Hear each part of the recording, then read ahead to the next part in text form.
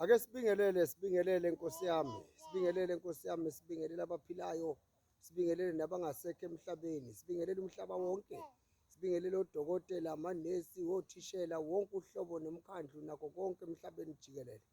Lo bingelelayo ke udokotela u2+2 usigadla senyama safele emazweni undaba zabantu ziyakhulumisa umzimba unendleko. Maxoxa imfeneko lakithi embodla. Angithi embodla khona la kude kakhulu. Ngithi angibuye Nkosi yami, ngibuye esikhathini eside ngingenani. Nkosi yami, nami ngidlala yona le busy yemithi phela ukuhlanganisa umuthi akuyona into elula. Ukwakha igama fanele ukuthi nawe uqinisekise ukuthi into oyigayayo uyayazi, uqinisekise ukuthi uyazikhandla nokufuna ulwazi-ke kwabanye abantu into uma ungayazi wenzele ukuthi uma sekufika omunye umuntu ethi uyayifuna nawe ube nayo. Izona izathu-ke ezingenza ukuthi ngibuye ngithi shelele nokuxakeka-ke nje ngixakwa yibhizi. Dokotela ku2+2 lo ngisenguye ohlezi athi kunjalo siyoze kuhlale kunjalo. Kunjalo-ke kusemhlabeni, umhlaba uyahlaba noma kunjalo esikufunayo siyakufuna. Ngithi-ke mina yebo siyavuma ukuthi emhlabeni sibolekiwe ithuba lokuphila. Ngakho-ke ngithi-ke mina sisukumeni sonke silweleni impilo zethu, sisukumeni sonke sibe ngabanqobileyo. Ukunqoba kumuntu kunjalo-ke asengikhulumile kwanele. Ngifuna ngikhulume ngezinto ezijulile esingena kuzo maqede ziphazamisa impilo yethu singazi.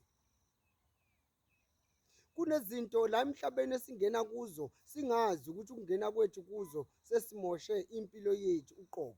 Ezinye zezinto singabala ukuthi umuntu othwele noma umuntu onezilwane kwenzakalani uma ephila nomuntu ongenazo izilwane. Konke lokho kufanele sikubuke ukuze siqonde ukuthi ikuphi okumele sikuqaphele singakwenzi, ikuphi okumele sikwenze uma siphila nabantu abanezilwane noma nabantu kodwa abanezipoki noma nabantu kodwa abathwele. Right? Ake siqalelane ekuthwaleni. Kuyenzeka uphile nomuntu othwele kanti lo muntu uyakusebenzisa wena ngandlela thizeni ekuthenini umnotho wakhe usebenzele noma wenyuke mihla namalanga egameni lakhe. Awuzweke. Sidlule sikhulume ngomuntu onesipoki. Fanele ubheke ukuthi lesipoki anazo azi-affect yini wena noma azikuphazamisi yini wena noma wena lezi zipoki zikamngani wakho awuyiphuphi yini, ngoba kwesinye isikhathi akusekhona iphupho lenyongo ukuthi uthole unjalo uphupha ulele nomuntu wesilisa uma ungowesifazane, uphinde uphuphe ungowesifazane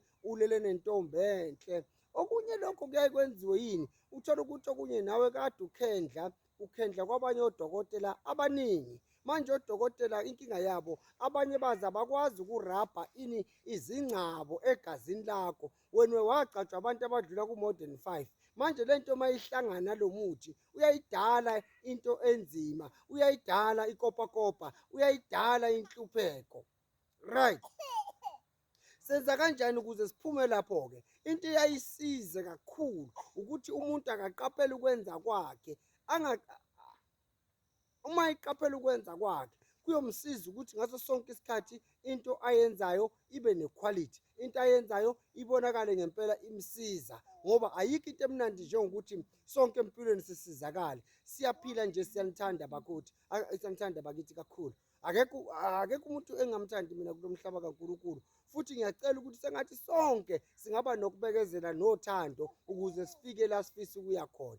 Ngakho-ke ngiyacela ukuthi wonke umuntu obukela isigadla senyama njengamanje azi ukuthi ngikhona, ngila ejozini kwamhlaba yalingana kwakhubalo limbiwe egcekeni. Nawe ungeza kimi uzolimba uzwe nje ukuthi mangithi impande zomuthi ziyababa zashiqula ngishoni, ngoba into esifunayo yimpilo. Ukuthi sosizakala nini kanjani kasazi thina, kodwa kumele ukuthi sonke sisukumele iy'mpilo zethu. Ngiyanicela-ke bantu bakithi, ngiyanicela-ke sizwe sakithi ukuthi singahlali kube ngathi asinazi iy'nkinga emakhaya nasemsebenzini nakuphi kuphi. Uma uzi ukuthi awuphilile uyabalekela kudokotela. Udokotela ake sibheke la yini le ngenza ukuthi ngizizwe ngathi kangiphilile la, ukuze njalo kube khona ukunqoba empilweni yakho.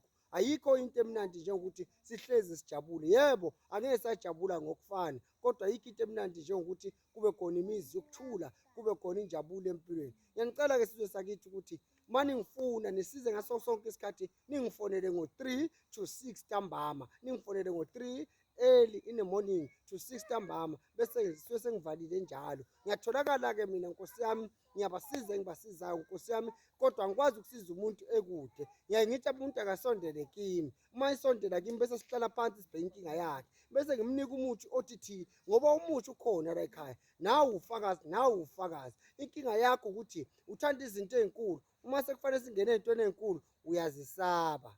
Asingadlali. Mina ngimfuna umuntu odlalayo ngempela, angimfuni umuntu odlalayo ngempela, kodwa ngiyamfuna umuntu othi angazi lutho, ngiyafuna ukuthi ungifundise ngazi. Ngoba ungacabanga ukuthi into oyizwe ikhulunywa omunye udokotela, udokotela 2+2 naye uyenza ngendlela efanayo.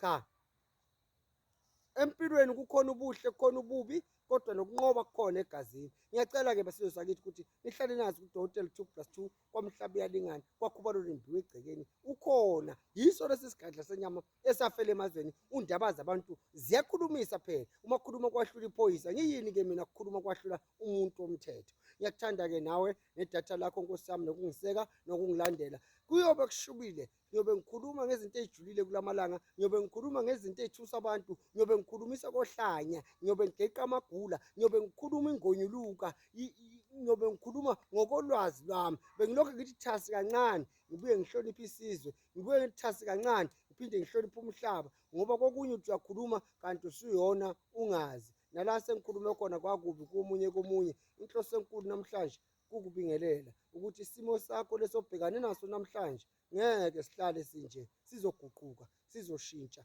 ngeke kuhlale kunje. Kusho mina udokotela owathunywa ezulwini wathunyelwa uzosiza abantu. Ngakho-ke ngithi-ke mina isimo sakho obhekane naso zinkinga zakho, ukwaliwa, ukuxakeka, yikho konke okuningi nokunye engasakushongo. Ungacabanga ukuthi kuyibhadi ngoba kuze kuwe noma kuyiphutha. Akulona iphutha, kodwa kuzokufundisa ukuthi sukuma, ngoba empilweni ngeke kuhlale kunje. Nginikhumbule kakhulu, ningakhohlwa nayi inombolo yami uma ufuna usizo. Ningakhohlwa nokuthi njalo ngomhla ka-5 kuya mhla ka-10 suke se-East London sinika abantu izinto zabo abay'funayo, sinika abantu baqale babhalise, abantu babhalise mihla namalanga. Kunjalo-ke akuhlezi kube njalo.